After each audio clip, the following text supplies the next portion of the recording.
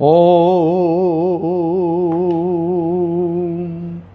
गुरुर्ब्रह्मा गुरुर्विष्णु गुरुर्देवो महेश्वरा गुरु साक्षात् परब्रह्म तस्मै श्री गुरुवे नमः। नित्यं शुद्ध निराभासं निराकारं निरञ्जनं नित्यबोधचिदानन्दं गुरुर्ब्रह्म नमाम्यहम्। यस्य पादप्रभाध्यस्ता प्रपञ्चो भाति भासुरः तमहं सद्गुरु वन्दे पूर्णानन्दचिदात्मकं पूर्णानन्दचिदात्मकम्। ओम परम कारुणिक भक्त वत्सल अहेतुक कृपा करने वाले सद्गुरुदेव श्री देवेंद्र विज्ञानी जी के चरण कमलों में प्रणाम करते हुए एवं इस परंपरा के सभी साधकों की आध्यात्मिक उन्नति की प्रार्थना श्री चरणों में करते हुए योग तारावली के 24वें श्लोक से प्रवचन प्रारंभ किया जा रहा है। कल 23वें श्लोक तक हो गया था,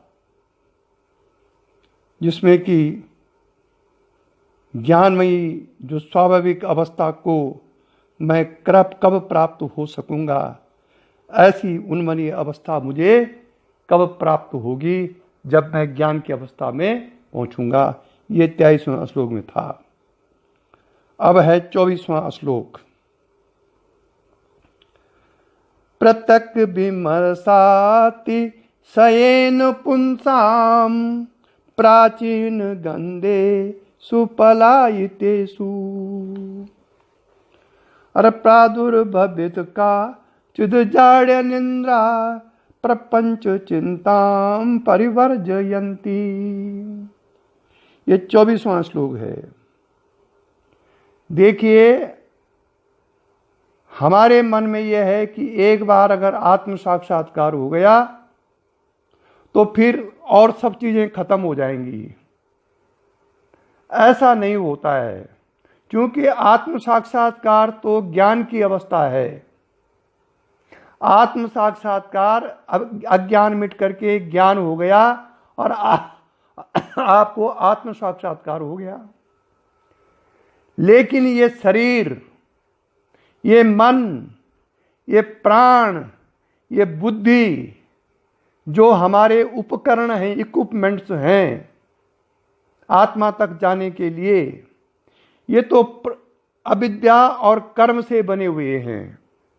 अज्ञान और कर्म से ये शरीर बना है। अज्ञान और कर्म से ये मन के भोग बने हुए हैं। अज्ञान और कर्म से ये प्राण हमको दिया गया है। अज्ञान और कर्म से ये बुद्धि हमारी उत्पन्न हुई है। ये कर्म के अध्ययन, तो कर्म जब धीरे धीरे जब कर्म समाप्त होंगे, कर्म निःशेष अवस्था जब आएगी, त्यों त्यों आत्म विचार भी बढ़ता रहेगा।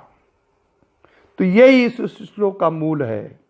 और वो कहता है कि आत्म विचार की अधिकता हो जाने पर, अधिकता लिख रहा है ये, आत्म विचार एक तो प्रारंभ होता है, वो ठीक ऐसी अवस्था है जैसे कि आप कहीं से आए और आपने किसी ऊंची पहाड़ी से ऋषिकेश के बाजार को देखा। आपको लगा कि ऋषिकेश मार्केट बहुत अच्छा है, ऊंची ऊंची चोटी से देखा आपने। अब आपने विचार किया कि ऋषिकेश में बसना चाहिए। यह आत्म विचार का प्रथम स्टेज हो गया। फिर आपने बार बार विचार किया कि वहाँ गर्मी होगी, ठंडा होगा, गंगा जी का किनारा होगा। ऐसे बार बार विचार करके आपने निश्चित कर दिया कि ऋषिकेश में बसना है। यह आत्म विचार की सेकंड अवस्था आ गई है। उदाहरण दे रहा हूं मैं।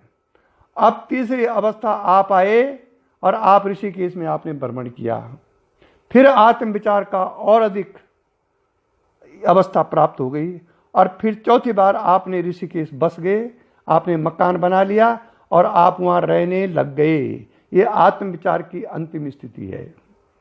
लेकिन इस बीच में आपके मन में कई बातें आ सकती हैं।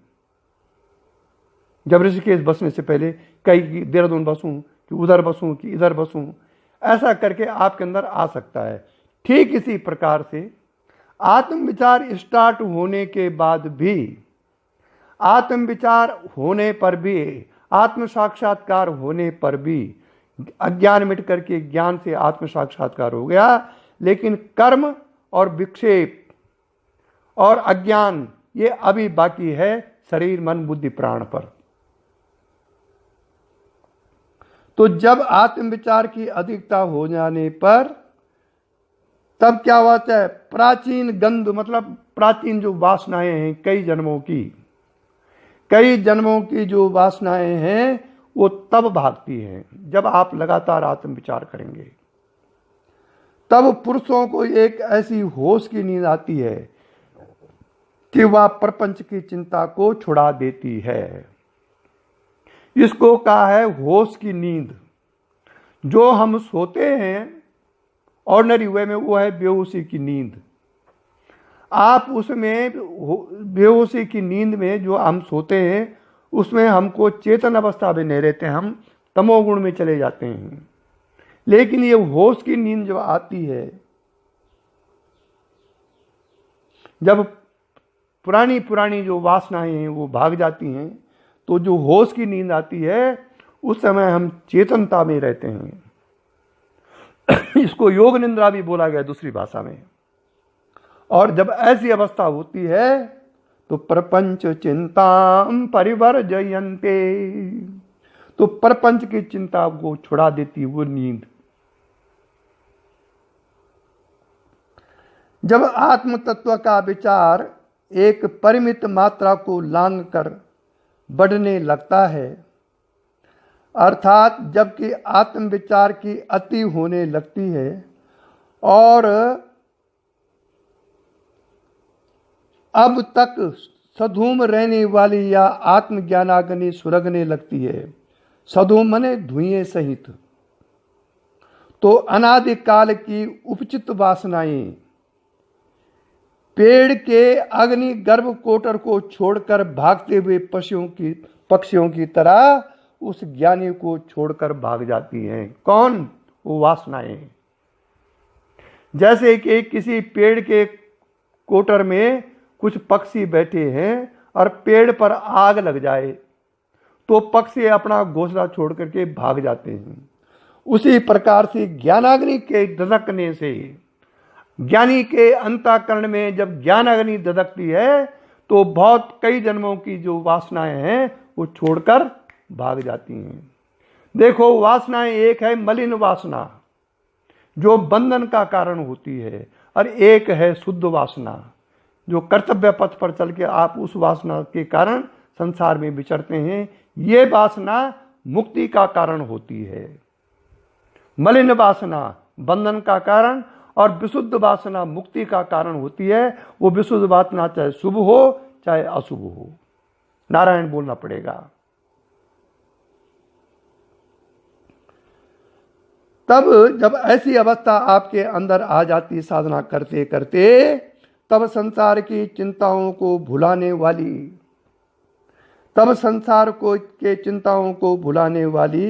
एक अद्भुत ऐसी नींद आती है। वह ज्ञानी उस नींद के आने पर संज्ञा विहीन तो नहीं हो जाता, परंतु उसे संसार का कुछ भान नहीं रहता।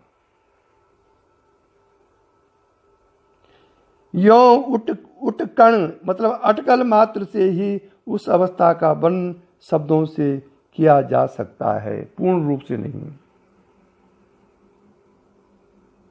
और अन्यथा शब्दों में इतना सामर्थ्य ही कहाँ है कि उस आश्चर्यमय अवस्था का वर्णन वह कर सके, क्योंकि वो तो परमात्मा तो शब्दातीत है। उसको आप शब्दों से या अक्षरों से या भावनाओं से नहीं बांध सकते हैं। वो शब्दातीत है, वो गुणातीत है, वो अक्षरातीत है, वो देहातीत है। अगर आप इन चीजों में आप तो आप उस तक नहीं पहुंच सकते हैं। क्या कारण है कि हम भगवान की प्रार्थना कर रहे हैं, दिन रात पूजा पाठ, गंगा जी का पूजन दिन रात, पर भगवान हमारी सुनता नहीं है? क्योंकि जिसकी हम पूजा कर रहे हैं, राम की, कृष्ण की, उसके गुणों को हम ग्रहण नहीं कर रहे हैं। मूर्ति पूजा कर रहे हैं, बस उसके गुण का है। अगर इष्ट के गुण आने लग जाएं तो भगवान आपकी प्रार्थना सुनेगा। इसलिए उसका वर्णन शब्दों में नहीं किया जा सकता है। ओम, इसलिए उसको बोलते हैं अजाड्य निंद्रा, होश की नींद। एक होती जाड्य निंद्रा जिसमें आदमी जड़ता में जाता है, और एक है अजाड्य निंद्रा जबकि वो चेतना में रहता है लेकिन नींद रहती बाहर से। यह अवस्था से ही जान ही देव देहु जनाई। यह अवस्था उसी वही जान सकता है जिसको ये प्रैक्टिकल होगा। प्रैक्टिकल सुनने से नहीं होगा, न कहने से होगा, न किताब पढ़ने से होगा, ये तो करने से होगा। और कोई उपयुक्त साधन न होने से इन टूटे फूटे यौगिक शब्दों से ही उस अवस्था के रूप को इशारे से साधक को समझना पड़ता है। उसके बाद क्या होता है? जब ऐसी अवस्था आ गई, क्या होता फिर? विच्छिन्न संकल्प विकल्प मूले, विच्छिन्न संकल्प विकल्प मूले, निःशेष निर्मूलित कर्म जाले, निःशेष निर्मूलित कर्म जाले, निरंतराभ्यास नितांत भद्रा, निरंतराभ्यास नितांत भद्रा, साद्रिम्बते योगिनी योग निंद्रा। अब आगे योग निंद्रा। साद्रिम्बते, साद्रिम्बते योगिनी योग निंद्रा।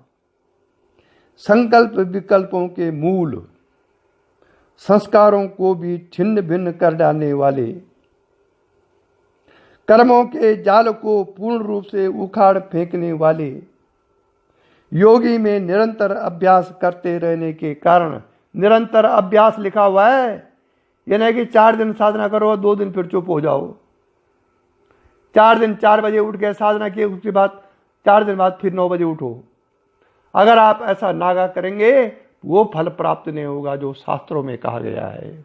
निरंतर अभ्यास, जैसे आप निरंतर खाना खाते हैं ना, 2 बजे आपको खाना नहीं मिलेगा तो आप पूरा परिवार सर पर उठा देंगे।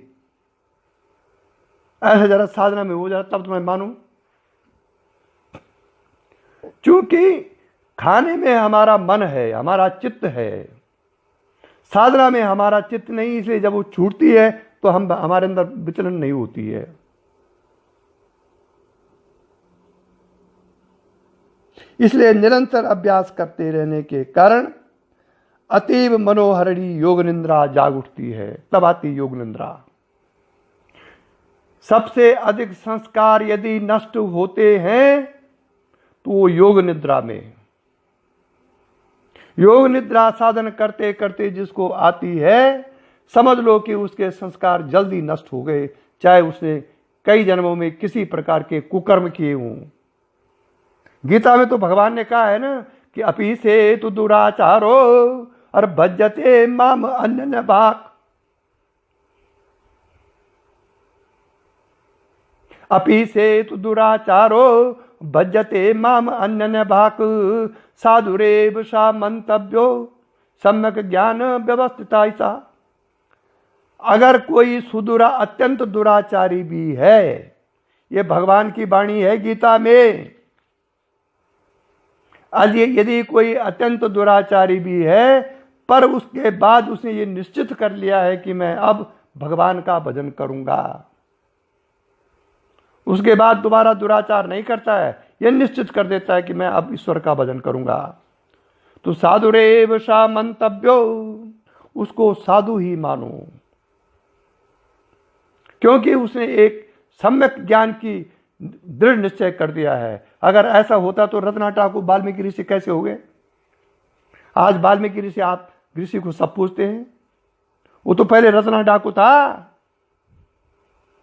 और उस महात्मा ने उनको राम कर नहीं दे कि राम राम जपना, वो महात्मा समझ गए थे राम तो जप ही नहीं सकता, इसके संस्कार ऐसे हैं, ये लोगों को मारता। उन्होंने कहा मरा मरा जप।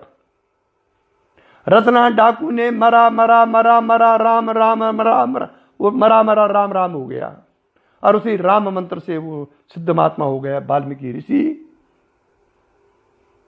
पहले रत्नाकर ठाकुर थी। तो कहने का अर्थ यह है कि हमारा जो कर्म है, कर्म कर्म को ही करा रहा है। रविदास तो चमार था, लेकिन मीराबाई महलों की जो रानी थी वो मीराबाई का गुरु था रविदास। मीराबाई गई रविदास के पास, महाराज मुझे दीक्षा दो। उसने कहा नहीं, मैं जाति का चमार हूं, तू महलों की रानी है, लोग कई बात उठाएंगे समाज में, इसलिए तुलसीदास के पास जा, जाति का ब्राह्मण है, अच्छा महात्मा है, वहां जा। मीराबाई तुलसीदास की कुटिया में गई, बाहर खट खट खट किया। तुलसीदास जी ने अंदर से बोला कौन? मीराबाई ने बोला मैं मीरा हूं महाराज, अंदर आने की आज्ञा चाहती हूं, दीक्षा लूंगी आपसे। तुलसीदास तो पहले अपनी पत्नी से प्रताड़ित थे, वो संस्कार उनके अंदर चल रहा था तुलसीदास जी की, पर उन्होंने कहा नहीं, मैं महिलाओं को दीक्षा नहीं देता, महिलाओं से मैं मिलता ही नहीं, क्योंकि वो महिलाओं से प्रताड़ित था। मीरा ने बाहर से जवाब दिया कि पुरुष एक ही है, मेरा भगवान श्री कृष्ण, बाद बाकी सब महिला है। अगर आपकी भेद बुद्धि नहीं मिटी है तो आप गुरु कहां? फिर रविदास के पास गई। रविदास ने मंत्र दिया, मेरे तो गिरिधर गोपाल दूसरो न कोई। इसी मंत्र से मीरा सिद्ध हो गई। और क्या क्या जुर्म नहीं ढाए मीरा पर उसके पति ने। ये पति भी साले कर्मों के फल से मिलते हैं। पत्नी चाहती है भगवान का भजन करना और पति उसके विरोध में खड़ा। तो राणा साहब ने मीरा को जहर दिया पीने के लिए, मर जाइए, जिससे कि राजमहल की जो इज्जत है वो बनी रहे। लेकिन वारे मीरा भक्तिन वो बच गई, क्योंकि उसको खेचरी सिद्ध थी मीरा को। कहते हैं जिसको खेचरी सिद्ध होती है उस पर जहर का प्रभाव नहीं पड़ता है। इसलिए ये मनोहारिणी जो योग निद्रा है, अगर ये साधना में आती है तो सबसे अधिक संस्कार इस योग निद्रा से नष्ट होते हैं। ओम। और इसके बाद क्या होगा जब योग निद्रा से संस्कार नष्ट होंगे? विश्रांति मासाध्य तुरीय तल्पे, विश्रांति मासाध्य तुरीय तल्पे, विश्वादवस्था तृतयो परिष्ठे, सबिनमयी कामपि सर्वकालम, निद्रा सखे निर्विकल्पाम। अब शंकराचार्य जी कहते हैं, जिनको जो इसके लेखक हैं, शंकराचार्य के परंपरा में कोई शंकराचार्य हुए जिन्होंने लिखी है, वो कहते हैं कि हे मित्र, विश्व आदि तीनों ही अवस्थाओं से ऊपर रहने वाले तूर्य नाम के पलंग पर विश्राम कर। नारायण, श्रीमन, शिवचंद्र, शिवगुरु, शिव तत्व, किसी ज्ञानमयी निर्विकल्प निद्रा से में सदा के लिए प्रवेश कर जा, जब ये योग निद्रा समाप्त होगी। अब विश्व आदि तीनों अवस्थाएं कौन सी हैं नारायण जी? देखो, पूरे संसार में प्रत्येक प्राणी की 4 अवस्थाएं हैं। 3 अवस्थाएं तो मनुष्य के नीचे जो प्राणी हैं उनकी हैं। चौथी अवस्था उसमें सुषुप्ति जैसी सुषुप्त अवस्था है वो। मतलब उस अवस्था का इन प्राणियों को ज्ञान नहीं होता। और मनुष्य प्राणी की 4 अवस्थाएं हैं। क्या? जागृत, स्वप्न, सुषुप्ति और तुरीय।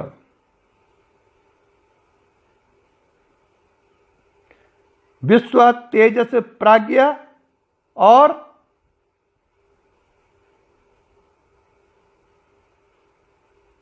आत्मा, आत्मरूप। विश्व, तेजस, प्राज्ञ और तुरीय। तो जागृत का हो गया विश्व, स्वप्न का हो गया अभिमानी प्राज्ञ और सुषुप्ति का अभिमानी हो गया वो क्या कहते हैं उसका नाम, विश्व, तेजस, नहीं, स्वप्न का हो गया तेजस और सुषुप्ति का हो गया अभिमानी प्राज्ञ। जागृत, स्वप्न, सुषुप्ति। जागृत का अभिमानी विश्व, स्वप्न का अभिमानी तेजस और सुषुप्ति का अभिमानी प्राज्ञ। और चौथी अवस्था जो है वो है तुरीय। ठीक यही अवस्था समष्टि में है और वहां चौथी अवस्था है तुरीयातीत। तो तीनों अवस्थाओं से ऊपर रहने वाली, देखो, जागृत, स्वप्न, सुषुप्ति, विश्व, तेजस, प्राज्ञ, इन तीनों अवस्थाओं से ऊपर है तुरीय अवस्था। तो इन तीनों अवस्थाओं से ऊपर रहने वाले तुरीय नाम के पलंग पर तू विश्राम कर। ये तीनों अवस्थाएं तो सब प्राणियों की, जागृत, स्वप्न, सुषुप्ति। गाय भी सोती है, उसको स्वप्न भी आता है, सोती भी और जागृत भी रहती है। सांप को भी स्वप्न भी आता है, जगता भी है और सोता भी है। प्रत्येक प्राणी जागृत, स्वप्न, सुषुप्ति, उसकी 3 अवस्थाएं हैं। तुरीय में केवल मनुष्य प्राणी जा सकता है साधना के बल से, नारायण बोलना पड़ेगा। तो इतनी साधना कर कि इन तीनों अवस्थाओं को छोड़ करके तो तुरीय अवस्था में रहने लगे। तुरीय एक पलंग है जिसमें आप विश्राम करें।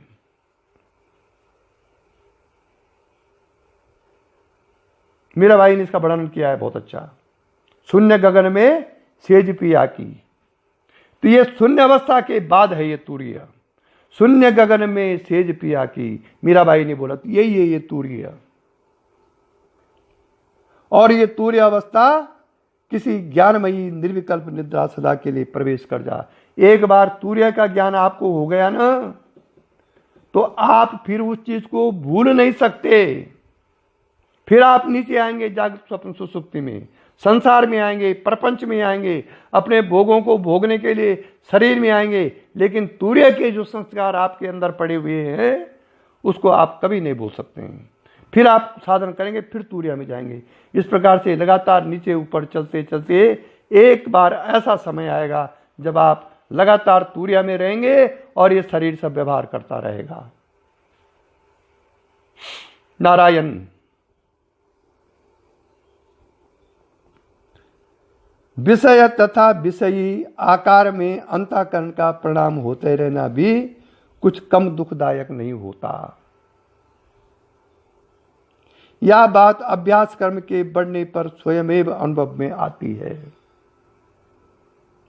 परंतु जब तक विश्व, तेजस तथा प्राज्ञ ये तीनों अवस्थाएं बनी हैं, तब तक वैसा परिणाम होना किसी से रोका भी नहीं जा सकता।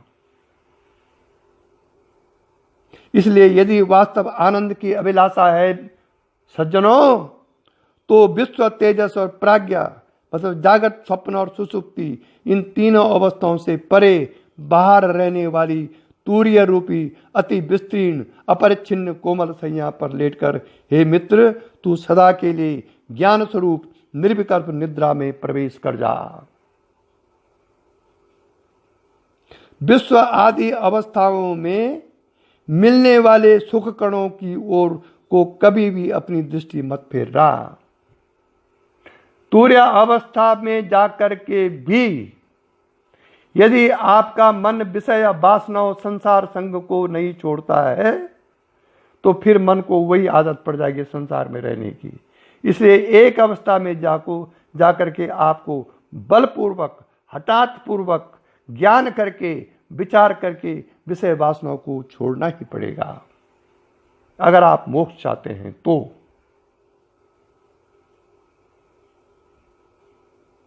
यहाँ के तो सभी सुख, इस संसार के जितने भी सुख हैं भाई साहब, ऐसे ही हैं जैसे कि अपने अंगों को काटकर अपनी ही भूख मिटाई जाती हो। यहाँ के एक सुख को प्राप्त करने का मतलब ही यह होता है कि दूसरे 3 दुखों को अपने पास रहने का निमंत्रण दे दिया जाए।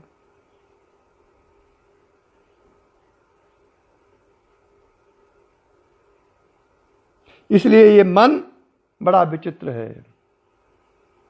नायम जनो ये सुख दुख हेतुर, इस मन के लिए बोला गया है। नायम जनो ये सुख दुख हेतुर, ना देवतात्मा ग्रह कर्म काला, मना परम का रणमामनंती संसार चक्रम परिवर्त ये तत्। नायम जनो ये जो मेरे चारों तरफ जो लोग हैं गए, नायम जनो ये मेरे तरफ चारों तरफ जो लोग हैं, ये मेरे दुख का कारण नहीं है।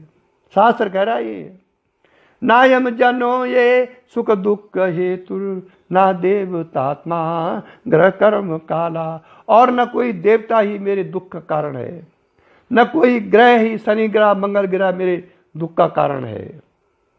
नायम ना देवतात्मा ना गर्भ ना ग्रह काला, मना परम का ऋणमामनंत, ये मन ही कारण है सुख दुख का। मना पर परम कारण कहा गया है, मना ही परम कारण, सुख दुख हेतु, सुख दुख के लिए ये मन कारण है। और संसार भी निश्चित नहीं है, ये परिवर्तनशील है। आज जो सुख दे रहा है जो पुत्र, हो सकता है 10 वर्ष बाद वही पुत्र दुख दे दे। आज हम उसको बड़े प्यार से खर्चा दे रहे हैं, पैसा दे रहे हैं, सब सुविधा दे रहे हैं, और कल 10 साल बाद वो ऐसा दुख का कारण बन जाए कि हमको आत्महत्या के लिए प्रेरित कर दे। इसलिए संसार परिवर्तनशील है। आज जो महान कष्ट दे रहा है, हो सकता है 5 साल बाद वो महान सुख दे दे। इसलिए अपनी धारणा ये मत बनाओ कि ये मुझको सुखी करेगा, ये मुझको दुख करेगा। जैसा आपका कर्म होगा, कर्मानुसार फल मिलता है। इसीलिए ये शरीर मिला है, और सिर्फ कर्मों को साधक को चाहिए कि बिना राग द्वेष होकर के वो कर्म करे।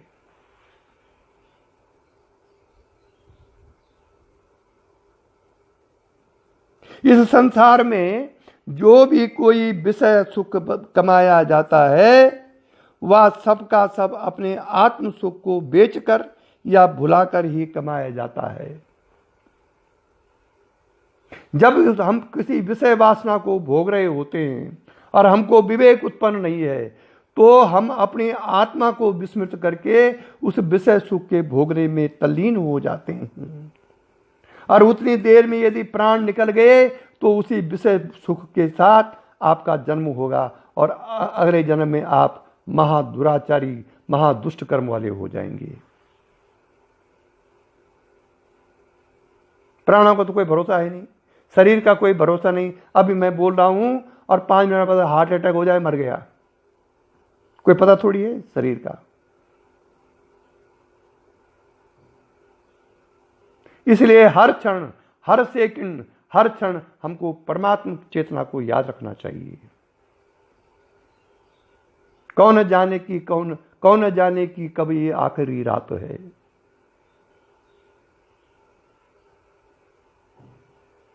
यहां हम सांस गिन के आए हैं, वो काल बड़ी बड़ी आंखों से हम पर देख रहा है हर समय। जब कभी उसका समय पूरा हुआ, ऐसा झपटा मारेगा, आप कहेंगे अभी क्यों आए हो तुम? वो कहेगा मैं तो कई बार तुमको चेता चुका हूं। पहले मैंने बाल सफेद किए, गालों में झुर्रियां लाई, दांत उखाड़ दिए, पर तू फिर भी नहीं चेता। और अब मुझे पूछ रहा कि क्यों आया। उस समय नहीं पूछा जब तेरे बाल सफेद हो गए थे, जब तेरी आंखों में झुर्रियां आ गई थी, जब तू लट्ठी टेके चल रहा था, उस समय तू सब मोह में बना रहा। तू मेरा नाती, मेरा बेटा, मेरी कोठी, मेरी कार, मेरा धन। अब बोला क्यों आया? क्षण मात्र में ले जाएगा, तब अंत में पछताएंगे आप, कई जन्म खराब हो गए। इसलिए जिनको अपनी सांसारिक संपत्ति, सांसारिक धन संपत्ति पर अहंकार है, वो ये भूल जाएं कि वह इस जन्म में किसी जन्म का पुण्य का भक्त को भोग रहे हैं, इसलिए लोग उनको सब सम्मान दे रहे हैं।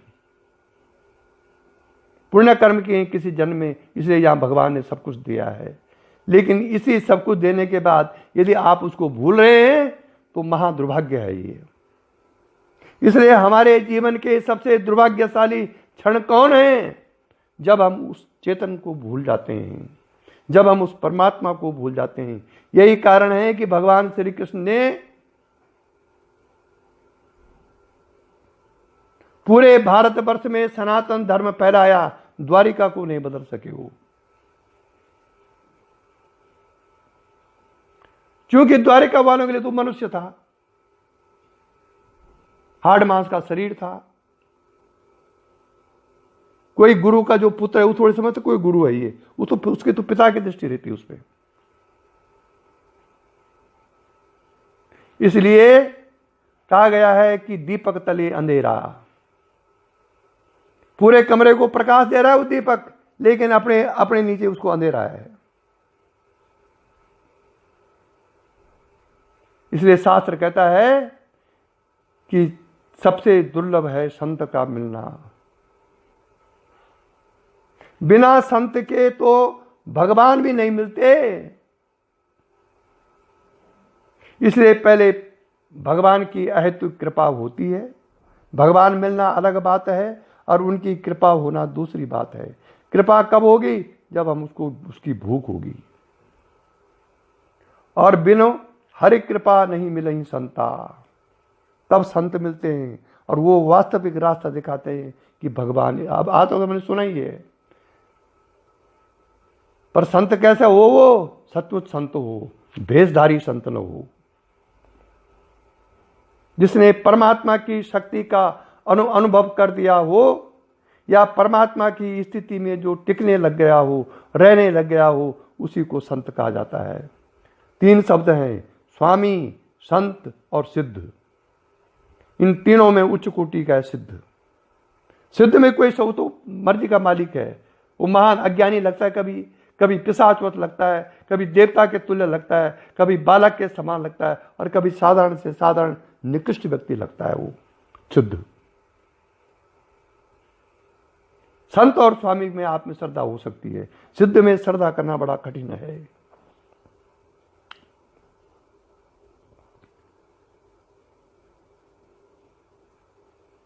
इसलिए शास्त्र कहते हैं कि संसार के बखेड़े को छोड़कर निर्विकल्प नींद में लेने लगो, निर्विकल्प अवस्था प्राप्त करो। निर्विकल्प कब होगी?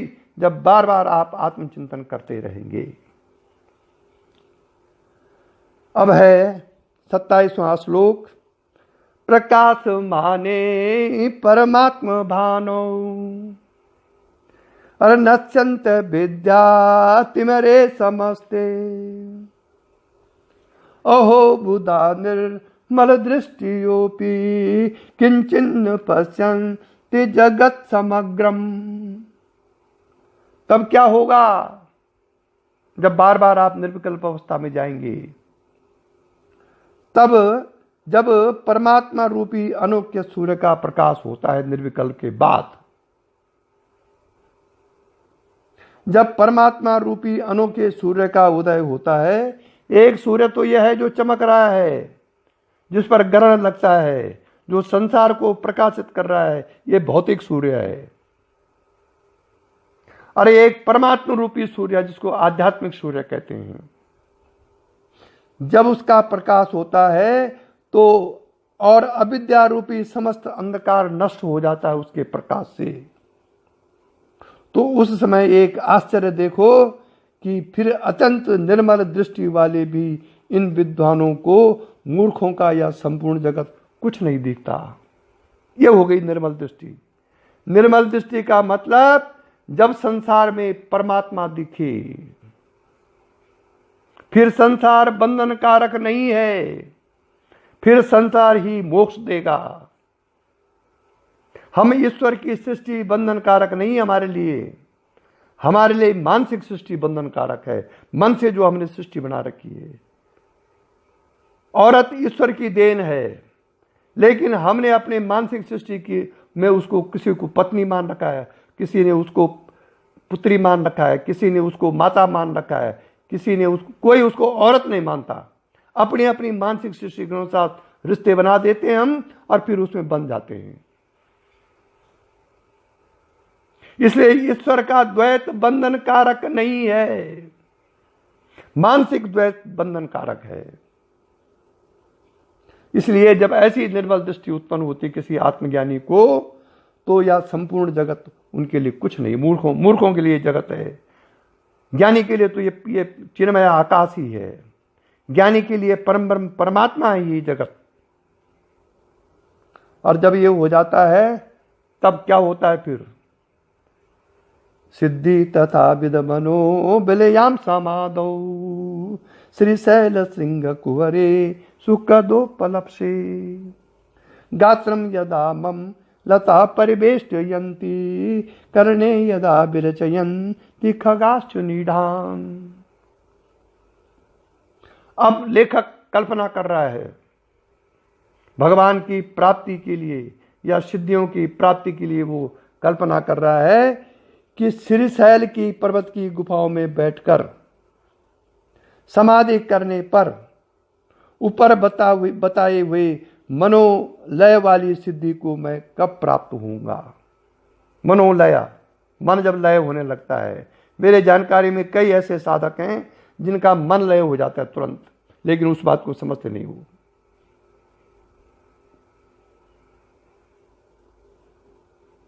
जबकि शरीर का विस्मरण हो जाने के कारण आपको शरीर का ध्यान नहीं रहता उस मनोलय अवस्था में,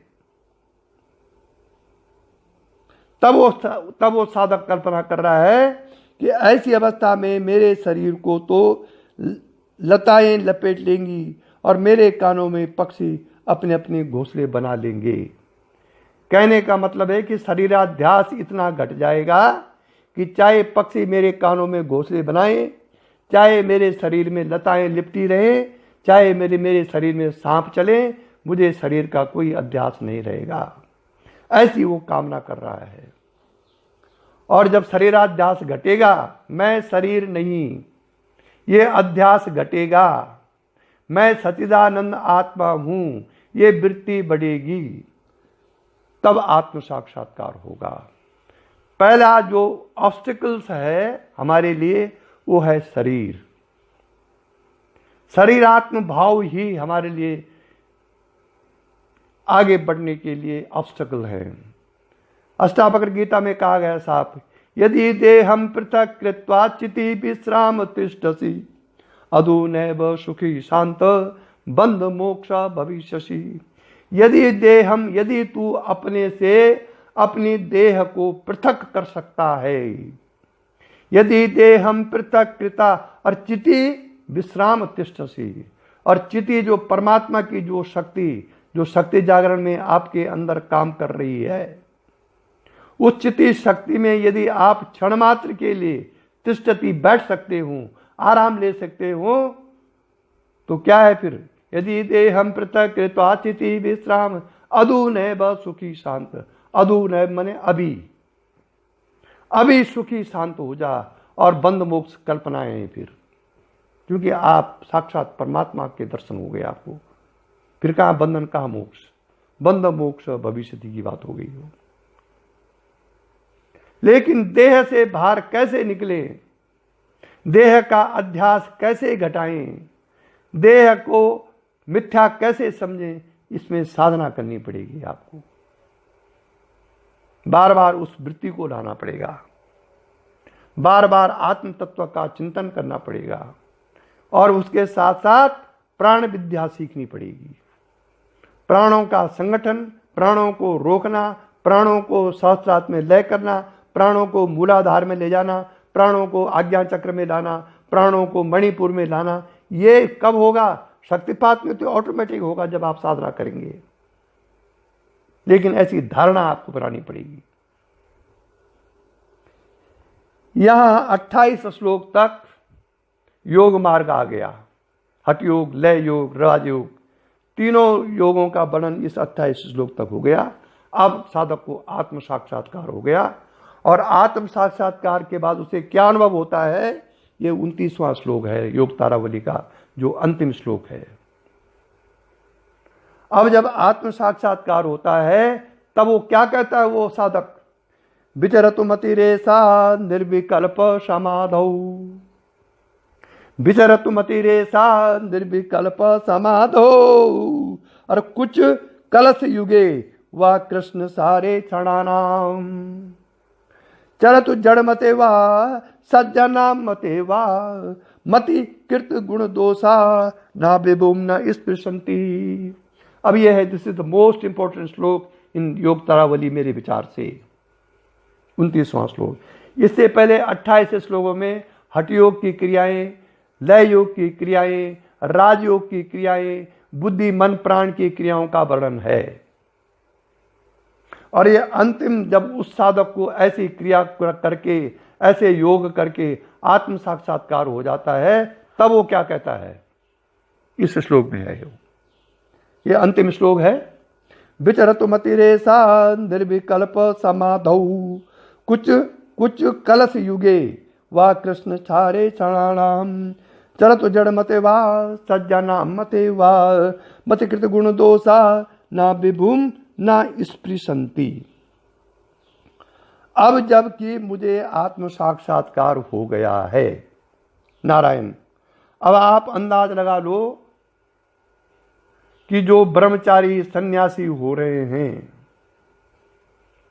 आत्म साक्षात्कार हर आश्रम में हो सकता है, चाहे वो ब्रह्मचारी हो, चाहे वो गृहस्थ हो, चाहे वो सन्यास हो। आत्म साक्षात्कार किसी आश्रम का बंधन नहीं कि सन्यासी होकर के आत्म साक्षात्कार होगा। जिसकी तीक्ष्ण बुद्धि है, जिसकी निर्मल दृष्टि है, वो किसी भी आश्रम में हो, चाहे वो ब्रह्मचारी हो, चाहे वो घनघोर गृहस्थी हो, और चाहे वो सन्यासी हो, उस तीक्ष्ण बुद्धि वाले को आत्म साक्षात्कार होगा। तो अब ये साधक कहता है कि अब मुझे जब आत्म साक्षात्कार हो गया है तो मेरी बुद्धि, मैं नहीं मेरी बुद्धि चाहे तो निर्विकल्प समाधि में विचरे, मेरी बुद्धि चाहे निर्विकल्प समाधि में विचरे या मृगनयनियों के स्तनों में रमण किया करे, मूर्खों की बातों में फंसी रहे या सज्जनों के मत का विचार करती रहे, मेरी बुद्धि मुझे व्यापक कूटस्थ आत्मदेव को उस बुद्धि के कमाए हुए गुण या दोष कभी भी स्पर्श नहीं कर सकते। यह है आत्म साक्षात्कार की महिमा। इसीलिए ज्ञानी पहचाना नहीं जाता है, क्योंकि मन बुद्धि से तो वही कर्म करता है जो अज्ञानी करता है, लेकिन मन बुद्धि के कमाए हुए जो कर्म है वो उसको नहीं छूते हैं। सिर्फ फर्क इतना है कि वो शास्त्र विहित कर्म करता है, शास्त्र के विपरीत कोई कर्म वो नहीं करेगा। वो महान से महान कंजूस हो सकता है, वो महान से महान दानी भी हो सकता है, वो कई महलों में भी रह सकता है और खाली झोपड़ी में भी रह सकता है, वो हाथियों में भी विचरण कर सकता है, हाथियों की सवारी होकर के सड़क में चल सकता है, और वो पैदल भी नंगे पांव भी घूम सकता है, वो जहाजों में हजारों स्त्रियों के साथ रमण करके भी जा सकता है, और वो एकांत सेवन गंगा के किनारे उल्टे पांव बैठ करके भी रह सकता है। उस पर संसार के किसी कर्मों का स्पर्श नहीं होता है, ये शास्त्र कह रहा है। क्योंकि कर्म तो करना पड़ेगा, कर्म नहीं करोगे तो कैसे आप राग द्वेष से ऊपर उठोगे, कैसे शरीर के भोग पूरे होंगे, कैसे संसार की यात्रा पूरी होगी। कर्म तो करना पड़ेगा। यही कारण है कि राजा जनक शरीर के जीवन मुक्त महापुरुष हो गए। भगवान श्री कृष्ण शरीर के 84 साल की अवस्था में कुरुक्षेत्र की लड़ाई लड़ते हुए भगवान कहलाए।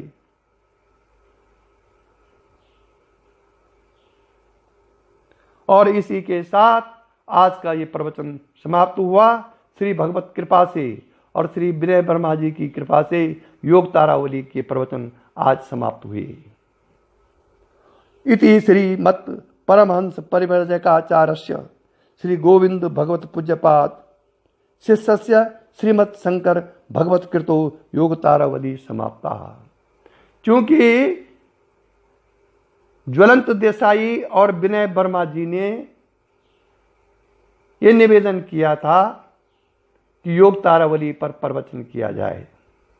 ज्वलंत देसाई तो बैखरी वाणी से मुझे नहीं बोल पाए, लेकिन विनय वर्मा जी ने कहा कि आप करें। उनकी जिज्ञासा को देखते हुए ये योग तारावली पर मैंने प्रवचन किए। ये मेरा योग तारावली मेरी सबसे प्रिय पुस्तक है, क्योंकि जब मेरी दीक्षा हुई थी 82 में, तो सन 83 या 84 में गुरुजी ने एक योग तारावली मुझे दी थी कि इसको पढ़ो। आज तक मेरे वो किताब संभाली हुई है और इससे मुझे बड़ी प्रेरणा मिली योग तारावली से, क्योंकि जो जो मैं इसको गाता था तो वही वही अवस्था मुझे प्राप्त होती रहती थी। इसी के साथ आज का प्रवचन समाप्त हुआ। यही दिव्य दृष्टि हमें दीजे भगवान, हो कण कण में निस दिन तुम्हारे ही दर्शन। लखूं नित्य सर्वत्र मूर्ति तुम्हारी, सुनो जड़ जगत से एक कीर्ति तुम्हारी। प्रलय हो ये संसार और सृष्टि सारी, न बिचले कभी बुद्धि निश्चल हमारी। यही दिव्य दृष्टि हमें दीजिए भगवान, हो कण कण में निस दिन तुम्हारे ही दर्शन। तेरी शुभ सत्ता बिना हे प्रभु मंगल मूल, पत्ता तक हिलता नहीं, खिलता नहीं है फूल।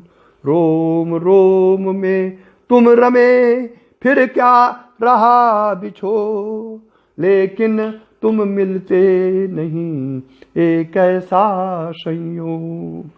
ओम असतो मा सद्गमया, तमसो मा ज्योतिर्गमया, मृत्योर्मा अमृतं गमया।